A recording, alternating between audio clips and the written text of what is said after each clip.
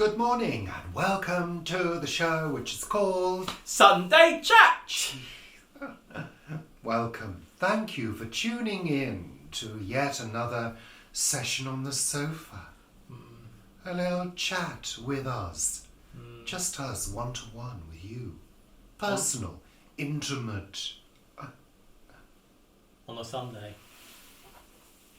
Yeah? What? I was just saying, on the Sunday. Yeah. Anyway, let's get down to business, shall we? Welcome, bloody welcome. And thank you for following us here on YouTube and also our other social media platforms as well, like Facebook, Richard and Paul, and Richard and Paul's group on Facebook, which is called Planet Vegetaria. Not just for vegetarians. No. But mainly for people leaning towards vegetarianism. It's funny that, isn't it? Leaning towards. Yeah. And Twitter. I lean towards any kind of food, frankly. You're enjoying what we're having at the moment. I am. But yes, Twitter, Instagram as well, where we regularly post. So yes, thank you. We don't do Google, do we? We also have a coffee page, so you can support us by buying us a coffee. You'll see all the links for these lovely places in the description box below. So thank you. Yes, I am enjoying what we're eating at the moment, and we're trying our best to use the Instant Pot and the microwave as well. I find it a bit juggly, the microwave, because our microwave is next door in the utility room, and I find it a little bit juggly with, like, if you're reheating rice, which you've cooked before, like yesterday, and then heating a sauce, you just need to, Yeah, you just need to adapt accordingly. And I think the thing about microwaves is you have to make sure you've got a spoon for doing the stirring, a little place to rest your spoon as well, and also some really good oven gloves as well, which is important because people, if you heat a cup of tea up in the microwave, you can take it out using the handle. Yeah. Not the same if you're using a glass bowl. No. So, you have to sort of readjust. But yeah, we're eating a lot of soups, curries, chilies, pasta dishes, stuff that you've cooked in the Instant Pot and then frozen portions in the... Yeah, mainly. In the freezer. Yeah. So it's a sort of economical way of cooking, certainly the Instant Pot and certainly the microwave.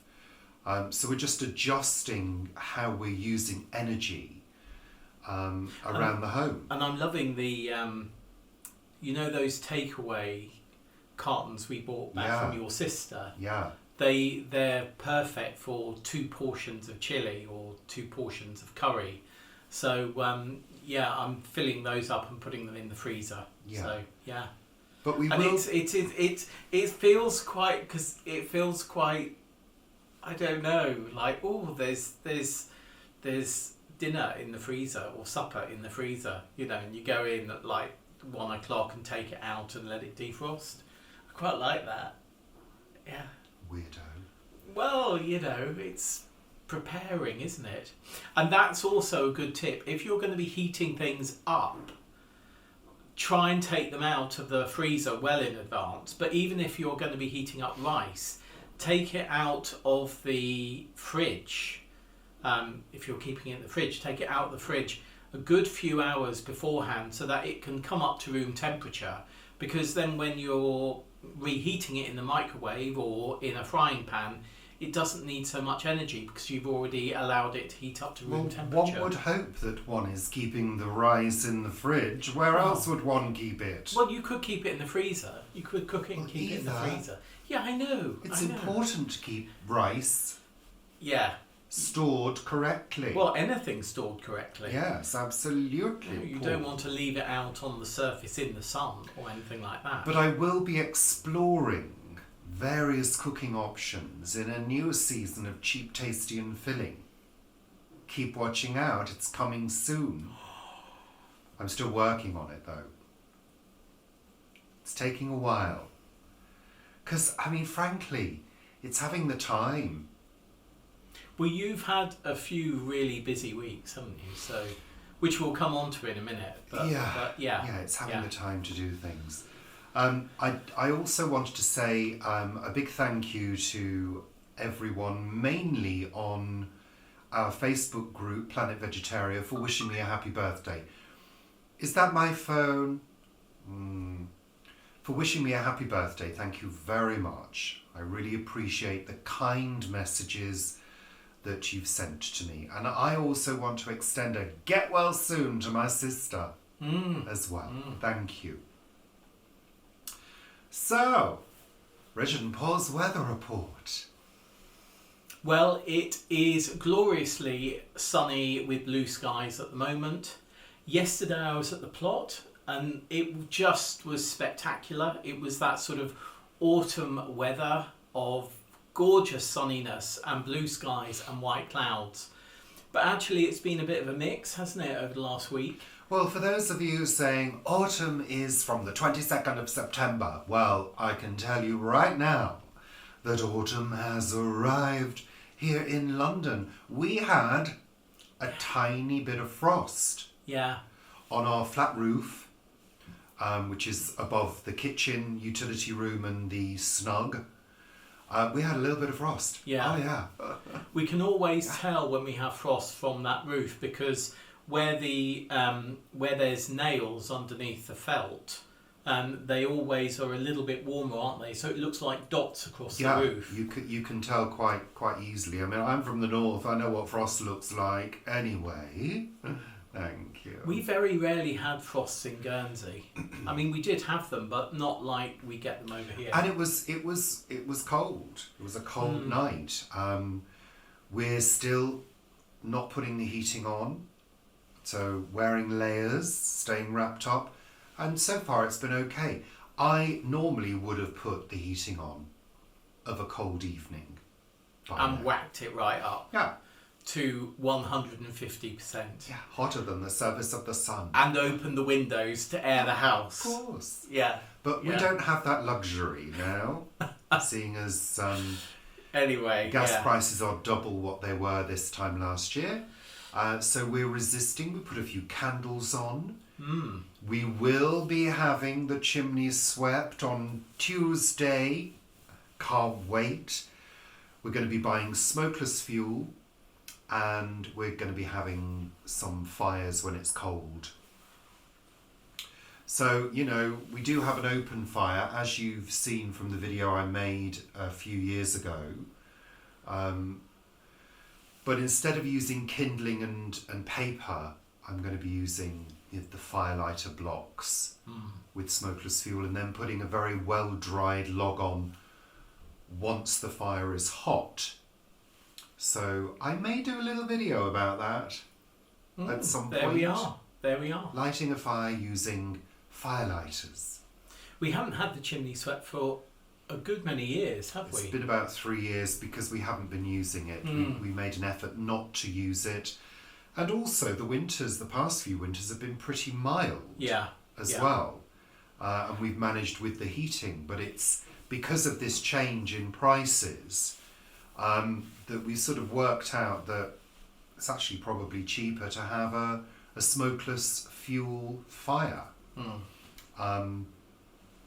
Yeah, and it's in. I've lost my train of thought then. Good. Oh, we were on Planet Vegetaria. I can't remember who it was, but somebody was saying that they hoped that the winter was going to be mild. And sort of for energy bills, I hope it's going to be mild. But we've had so many mild winters over the last few years that things at the plot, you know, snails and slugs and aphids and things like that normally get killed off or get reduced significantly in number, particularly snail eggs and things and slug eggs, they get reduced by that bitter sort of cold period that we have. But if we don't have that cold period, they just proliferate. And the thing is as well, you know, very often certainly in the south of the UK, we don't tend to get cold until sort of January, February. Really cold. So it's also very difficult to predict, isn't it? Yeah, totally. You know, it's difficult to tell. I mean, people say, "Oh, look at the berries. Look at the berries." Well, it never seems to indicate that we're going to have a cold winter, because even when there are berries, a lot of the animals don't even eat the berries. Well, They just eat the attractive berries, like our beauty bush. Our beauty bush, yeah. They love those ones. And they love the palms, don't they? The starlings. Starlings adore like palms. the berries on the palms, the cordyline australis. Yeah, so who knows? Who knows what we're going to get? But all we know is that we've gone into a bit of a cold snap now. Yeah. I mean, it was really noticeable a couple of days ago, because I think the temperature overnight was about 18 degrees, maybe 5 or 6 days ago. And then the following day, it was like 12 degrees, and it was really, really noticeable. And last night, I noticed when I got up, it was 7 degrees outside. Right. Which is colder than they said it was going to be. And it must have dropped. I mean, you know, to have a very light frost like we had, it doesn't need to reach completely freezing. No, it doesn't. And of course, you've got the wind chill, because that is a relatively open roof that we saw the frost on, and that will have wind chill on it. Because it is quite blustery, isn't it? It is breezy. But it's Particularly beautiful. today. It's beautiful. Yeah. We love this time of year. And I think next week we go up a couple of degrees again. So, you know, fingers crossed for that, because we've got things at the plot, including butternut squash, that really need to ripen. You know, we don't want frosts at the moment. We've still got tomatoes there. We've still got butternut squash there, and those things will be affected by frost and cold. So, yeah, we need those to ripen, definitely.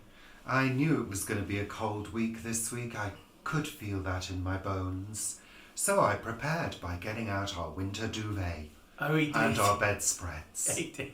Oh, it's just... I think I'm one of those people that likes to feel a little bit of weight, because I have found it just gorgeous sleeping under those 3 duvets and a bedspread.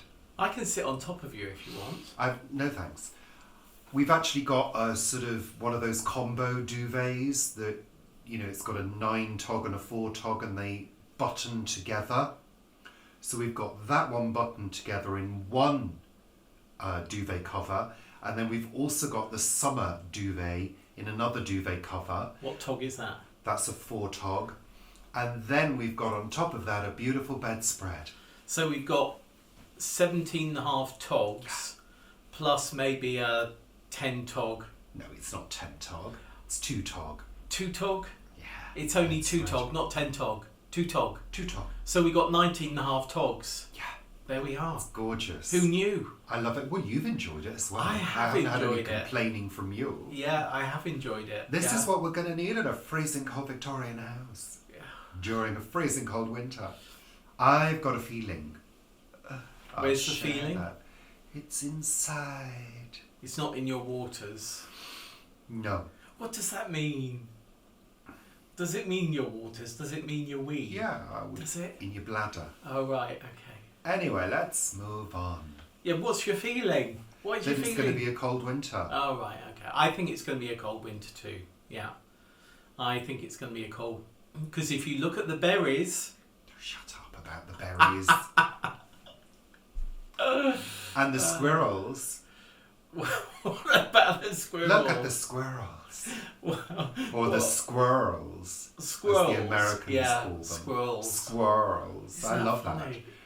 When I first heard that, I thought, why are they saying squirrels? I saw a groundhog the other day in a photo. Oh, yeah. And they're like a sort of... Big squirrel. Like a big squirrel Big without squirrel. a fluffy tail. They're like a cross between a squirrel and a beaver. All this talk of squirrels and beavers, I don't know.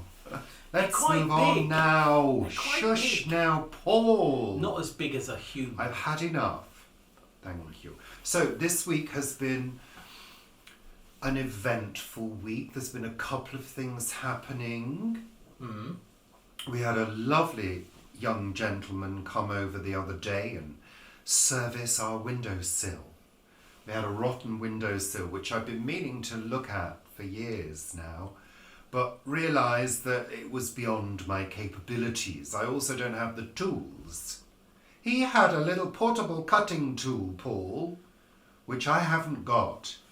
So we had that repaired, and Paul very kindly paid for that for my birthday.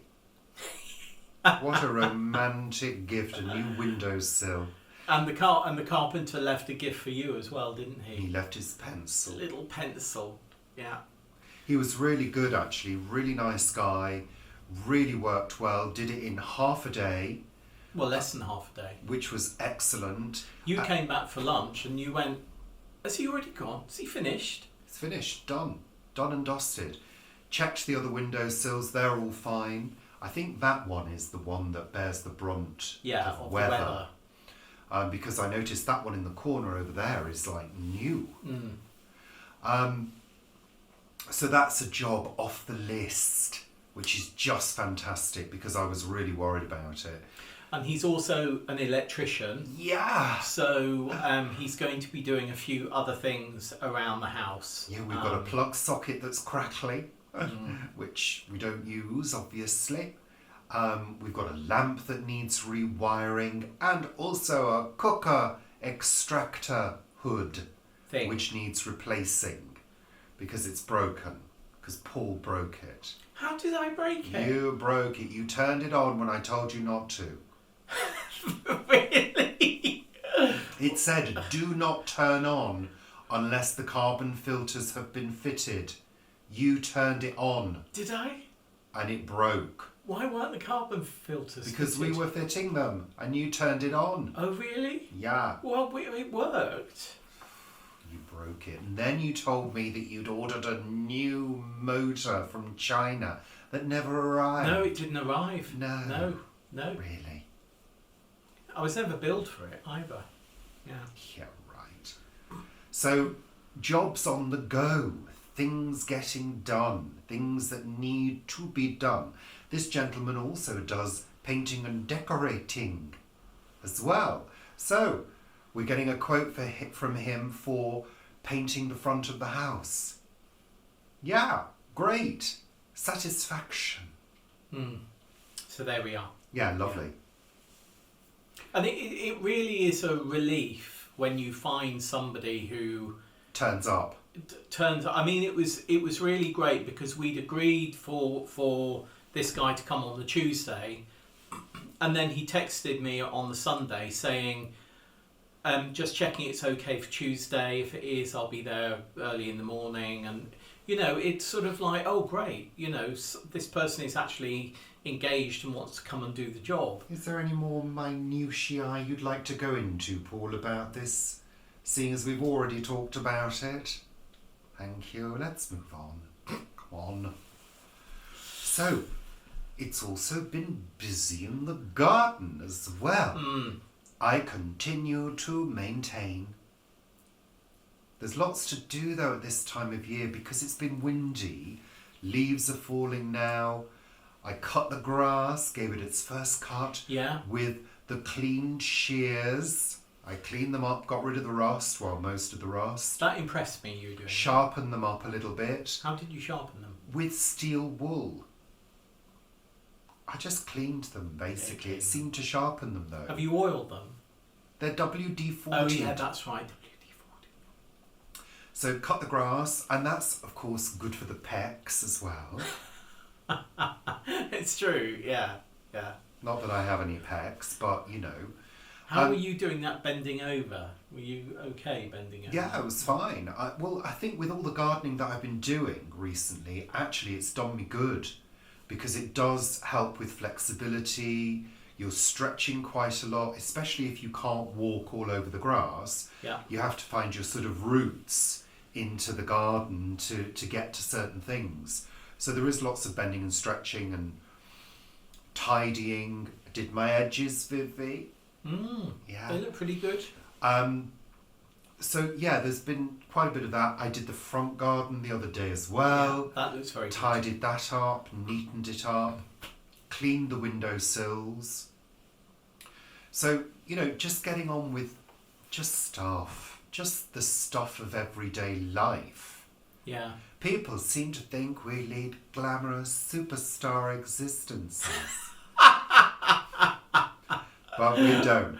We're just ordinary, normal, toilet-going people. So anyway, talking about that, I put the daffodil bulbs in. Some of you might have watched that other video. If you haven't, go and bloody watch it. I'll put a link in. And somebody told us, thank you for letting us know, that the bulbs are discounted at Lidl. Yes, Nicola, thank you. Yeah, thanks for that, Nicola. But I don't think we're going to have any more room in No, the garden. no, we won't. I mean, maybe one bag, and I could pop some in the front. I'll have a look. And maybe do a few pots. It's quite shady in the front, though, there. Yeah.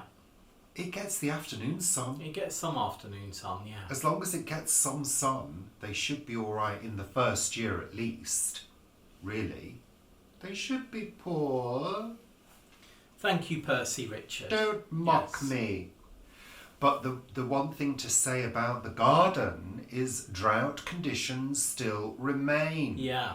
This is the thing about this country. I mean, we don't capture any water properly. Well, we don't. Do we? Anyway, we're not going to get into that. But runoff water isn't captured. No, it's not. Not enough. I think it should be a law that every household has a water butt. Well, yeah, I mean, it would be a good idea for every house to have a water butt. Every house has a water butt. Every house should be responsible for the bit of path and road outside their house as well. Mm-hmm. In terms of... Whenever I do the front garden, I always sweep the footpath. I sweep around next door's garage. I always clean the whole area. When you say always, how many times a year do you do the front garden? Well, I do it twice a year. So twice a year you go out once every 6 months? It's all it needs. And do the front I pavement? do sometimes sweep as well because I do the path and the gravel. There we are. Well, that's enough. We pick up the litter. But there's also, it looks as though there could be an extension to the hosepipe ban as well. There's a few things... No washing of cars, you mentioned, Paul. No washing of cars. But the one thing that I thought was very bizarre, because why was it not stopped straight away, is the filling up of swimming pools.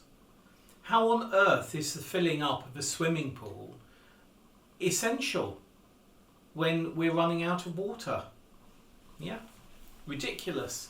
Yeah. But yeah, they're talking about like filling of ponds, which of course are being filled now with rainwater anyway. But yeah, a few other restrictions might come in, so we'll see about that if that happens in the next couple of weeks. Yeah, I mean, after all that rain we had 2 weeks ago, we had like 10 days of rain, didn't we? Well, it was ironic, I think, that the hosepipe ban came in and then 2 or 3 days later there were downpours of rain. But it just shows you how badly managed this all is, but I won't get into a political rant. No. Other odd jobs. I've been trying to spend a little time each week doing a few jobs that you never get round to, Paul. Isn't that right? What that I never get round to. Yes, Richard, that's right, is the correct response. So, for example, last week, Paul thought I was going crazy when he came in and found me counting pennies. Oh, yes. Well, I was going through the coins that we've got because there are a few rare coins that are worth a little bit of money that I was reading about. And I thought, well, I'm going to check to see whether we've got any 2p pieces from a certain year. Did we? No. But I found out that we had over £60 worth of euros. £60 worth of euros or €60. 60 euros, I mean. Yeah. 60 euros worth of euros. Well, it's nearly £60, isn't it? Well, it is, yeah. Yeah, Yeah. exactly. It is more than £60. but yeah. And a bag of silver, Right, which was £11. right. That was good. Well, you can buy vegetables with those bits of money, Paul, can't you? Yeah, not just vegetables. You can use money to buy other things as well. Vegetables. Like and pasta. Pasta. Yeah. Things like that. Every Yeah. bit counts, Yeah. Paul. Yeah. Don't be horrible. I quite like those machines that you see sometimes That count money. that count money. Yeah, let's get one. I think I mean like the big ones where you put the cash in. I like the tills where Where's the you sun? can put money in, cash in, and it sort of spins around and then says, "Oh, you put £5 But in." we've got an account with that bank though, haven't we? Is it Metro. Metro? Where you can just take all your loose coins and throw them in the machine and it will put it into your bank account. Yeah, yeah. So you need I to do assume that, they Paul. still got it. I think if they do still have it, they test it every single day to make sure it's accurate. And quite often, when we were wanting to pay money in, it was They were testing it. well, no, it was closed because they put in £5 and it'd come up at £4.98 or something. Well, I wouldn't put it past them to do that deliberately. Really. I also... But do you remember those plastic bags? I suppose you can still get them. Coin bags. But yeah, coin Of bags. course, Do of banks course. still accept those? I suppose they must do. Well, in my experience, for a very long time now, certain banks have been a bit snotty if you go in there Yeah. with bags of coins. They're like, oh God. And it's like, it's legal tender, take it. And of course, you can't pay cash in the UK into somebody else's bank account. So, yeah, I mean, I find that quite bizarre, So if I wanted to pay money into your bank account, I would have to give it to you for you to pay in. I mean, we don't use banks particularly. We're really online everything. We love online banking. I even pay checks in online. You can now scan the check and it gets paid in. So Up to a certain level, isn't it? on the occasion that I am given a check, which is very rare now. But yeah, so, I love the convenience of being able to pay Paul money or vice versa, paying bills, whatever, online. I love it. And actually, I've always found most banks, unless you're a regular customer, their service isn't great. I mean, I haven't regularly gone to a bank for years. When I was 17 and I was unemployed, I used to have to go and cash my gyro check every 2 weeks or whatever it was, and you sort of build a relationship up with the post office counter staff. But banks, I don't know, I've never had a great experience in a bank, to be honest. I mean, you can do quite a lot now at post offices in the UK. So if you've got a bank account, not with the post office, but if you've got a UK bank account, you can do a lot of your banking at the post office. Ooh. Paying in cash, paying in checks, Yeah, blah, blah, withdrawing money. Yeah, doing all the things you can do in a bank. Yeah, or many of the things you can do in a bank. Yeah. The last time I went to a bank, HSBC, they wouldn't allow me to pay in Guernsey money. No. How ridiculous. And they were actually offering me an exchange rate for doing it if they had to do it. But then they said they couldn't do it anyway. They were going to offer me, for every £1.20 I paid in, I would only get £1. But surely you can do that at the Bureau de Change. Well, no, I don't think you can, because it's not a different currency. It's the same currency. It's just only legal tender in Guernsey or in Jersey. I mean, Guernsey money, Jersey money is intermingled, but Guernsey take our money. Oh, totally. It's laziness by the banks not wanting to send it over to Guernsey. Alexa, Please stop. Anywho, Paul, we've gone on far too long Sorry. on that subject. Yeah, you will be. You will be. I went to the opticians yesterday, Paul, didn't I? I went to Specsavers. Good old Specsavers. So, a few years ago, well, 2014 I went to Specsavers last, and then a few years ago I went to a local optician because I thought to myself, oh, I'm going to support a local business and Specsavers are too big and blah blah blah. I regretted it because I had loads of problems with them. Loads of problems. So and the glasses and everything was like twice as much, wasn't it? Well, they were just average quality and I wasn't very pleased with it, and I wasn't pleased with their service either. So I needed to go because I noticed my prescription has changed in both eyes. So I needed to go. So I went yesterday. Mm-hmm. Yeah, Friday. Yeah. And I was quite anxious about it because back in 2004, I went to an optician and they said, oh, there's an anomaly on your eye. You need to go to Moorfields. We'll send you to the outreach centre at Ealing Hospital. So I went to Moorfields Outreach and they said, yeah, you've got a detached retina. It's starting to detach. You need to go now to Moorfields Eye Hospital in central London and they'll probably operate. We ended up cancelling a flight to Guernsey. Yeah. And then they told me they didn't need to operate immediately. So I then had to wait for the operation, which was a few months later. Anyway, so I've always got this fear that they're going to say, oh, there's an anomaly, you need to go to Moorfields. So which is understandable, because when you've had something like that happen before, there's always anxiety.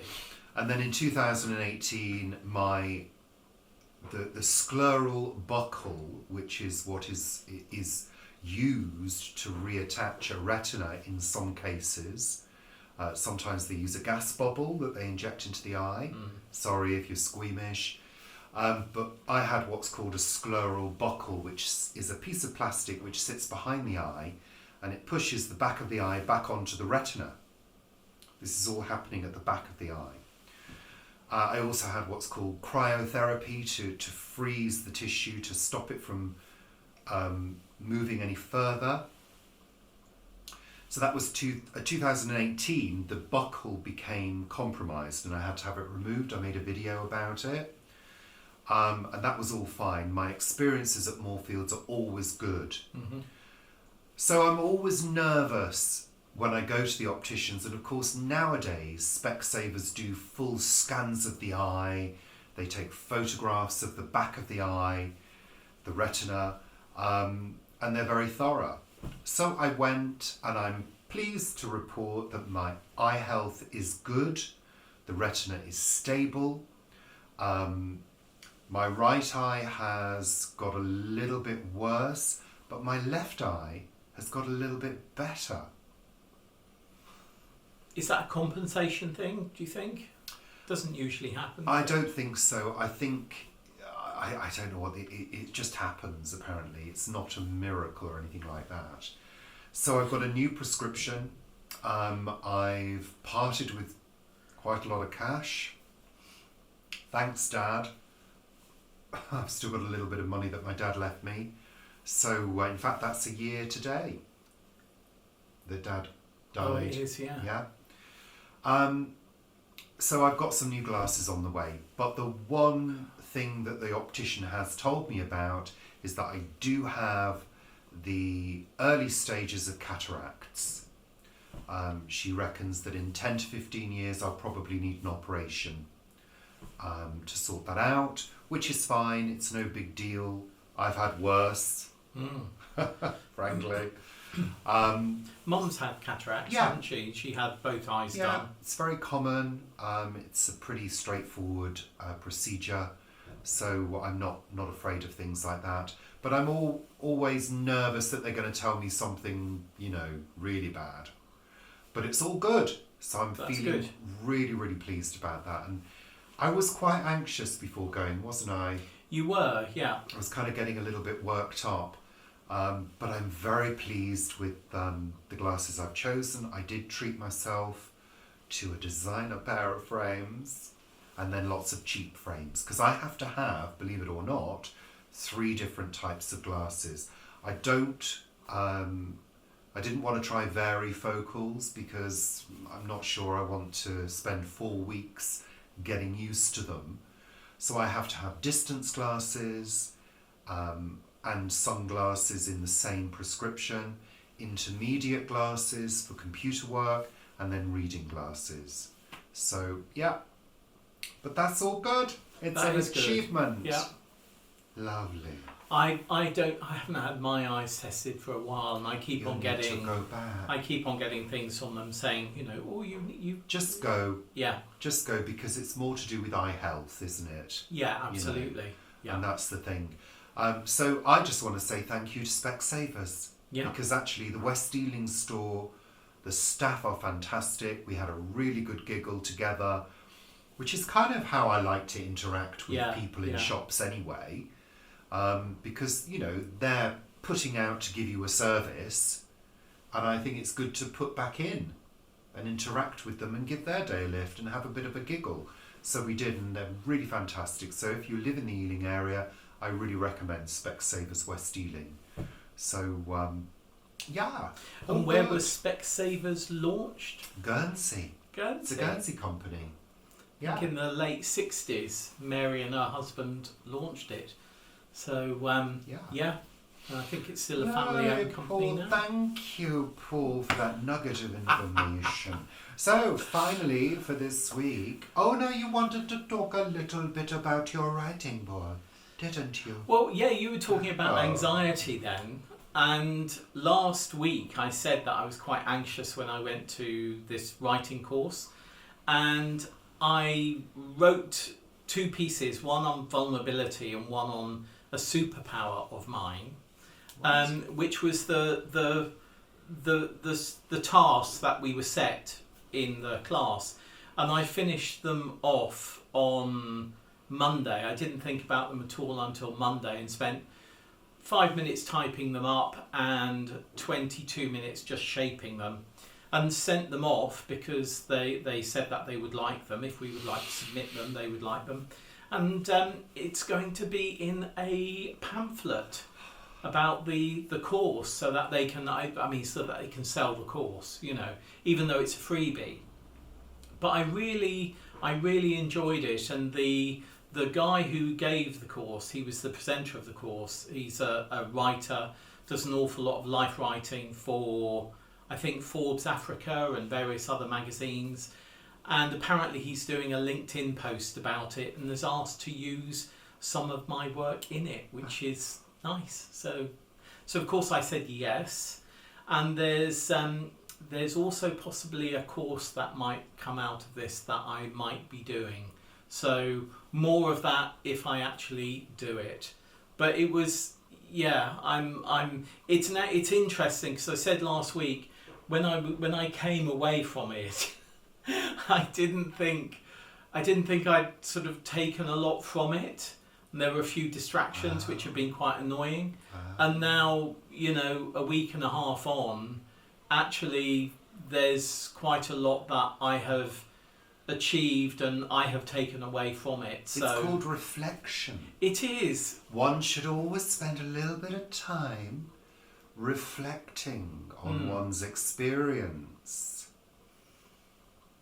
And That's I have true, done. because actually you find that things come out of things unexpectedly, Yeah. because we build up an expectation of something, we go into the experience, we have the experience, and then at first I think we sort of tend to see whether it matched our expectations or didn't live up to our expectations. Yeah.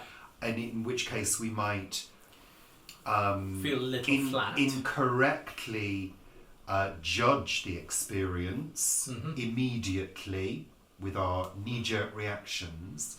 But if we reflect on something and spend a little bit of time thinking about it and maybe putting the negative thoughts to one side just for a moment, because I think negative thoughts are important. Yeah. You know, they balance things up. You find that things come to light that are useful, that teach you about yourself. You know, and that's what you've done, Paul. You've taught yourself about yourself. Yeah, you have. Yeah. You've had an experience which has enlightened you, and you've actually fed into it. Yes, absolutely. And given a little bit back to them. Yeah. Because if you'd have said, oh, I'm not sending it off, can't be bothered, it wouldn't have gone any further. Of course, there could be the situation, Paul, where you're the only one who fed back. I would have thought and that... they feel duty-bound to use your Yes, anyway. that could be true. No, I'm joking. I think there will be a few others who will definitely have submitted. I do because, hope so. yeah, because they... Yeah, anyway. But will they have been accepted, though? I'm sure anything that gets submitted back to them will... Well, no, I don't know. Why am I saying something where I don't know it? I don't know. Exactly. I don't know. No.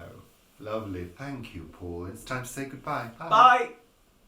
Not really. We'll finish off with TV. Minimal TV, because yet again we've been enjoying sitting and being meditative, relaxing.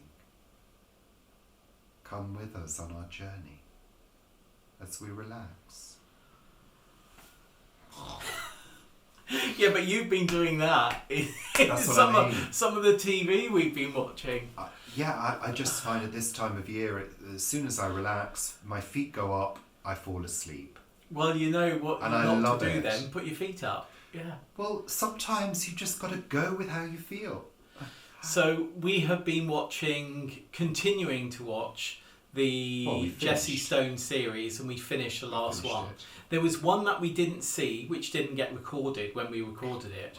Wow. So we'll see that at another point. But it's a great series, but he is quite angst-ridden, isn't he? they're not... the thing about Jesse Stone is they're not designed to watch in a series. They're not designed to watch one after another. No, like we did. Because the language is very similar. They use catchphrases a lot for certain characters. And he is a frustrating man. Yeah. He's locked up emotionally. But women love him. Women adore him because he's the strong, silent type. He's an alcoholic. And they can save him. He's only affectionate towards women. He's not even affectionate towards the dogs, really. Not really. No. He doesn't display care unless it's somebody who's very vulnerable. So he's annoying. He's really annoying. But there is, like we've said before, there's a moodiness about it. I think it's very manly. I think men understand him as well. Yeah. I think it's a series that's done very well. You know. But yeah, so we've enjoyed it anyway. And the music is great. Love the music, love the theme. Fantastic. So it's worth watching, but don't watch them all in one go. We did. Leave a couple of months between watching them, because then it feels familiar rather than overdone. Unless you can't, if they're happening day by day and you don't have a recording device, watch them. Yeah. Yeah. And the other thing that we've been watching is... We're so naughty. Schitt's Creek. We're rewatching Schitt's Creek. We've been sucked in again. Third time. Oh, God. Again, it's a sense of comfort and familiarity that it gives you. You're back with the characters. They're there again. They're doing what they've always done, but it is homely. It gives you a sense of comfort. Yeah. It's a comfort watch as well as a giggle.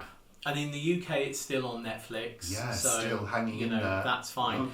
I think once we've finished this, I think we might say goodbye to Netflix for a period of time. Yeah, probably. And maybe look at, if we need to, another streaming platform. We are... Because, of course, you can switch in and out of many streaming platforms now. We're sort of trying to cut things out for cost reasons.